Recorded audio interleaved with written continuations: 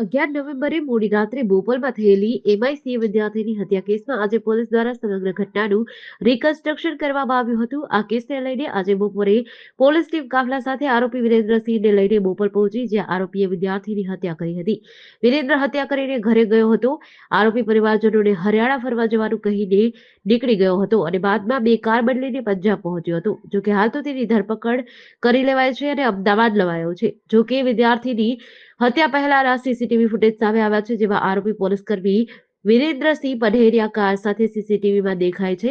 CCTV વિડીયોમાં જોઈ શકાય છે કે પ્રિયાંશુ અને તેનો મિત્ર સન સાઉથ સ્ટ્રીટ એપાર્ટમેન્ટથી બુલેટ પર નીકળે છે. તરત જ બુલેટ ટર્નમાં ધીમું પડે છે અને સામેથી હેરિયર કાર આવે છે. આ સમયે કાર ચાલકને એ ધીરે ચલાવ કહીને બંને મિત્રો આગળ નીકળી જાય છે, પરંતુ હેરિયર ચાલક યુટર્ન લઈને તેમનો પીછો કરે છે, જેની ગણતરીની સેકન્ડમાં જ કાર ચાલક બુલેટને રોકીને પ્રયાસ ઉપર છરીથી હુમલો કરે છે. આ જ સીસીટીવી ફૂટેજના આધારે ક્રાઇમ બ્રાન્ચે અમદાવાદ અને ગાંધીનગરની 300 હેરિયર કાર ચેક કરી હતી. તપાસ કરતા સરખેજના પોલીસકર્મી વિરેન્દ્રસિંહની કડી મળી હતી.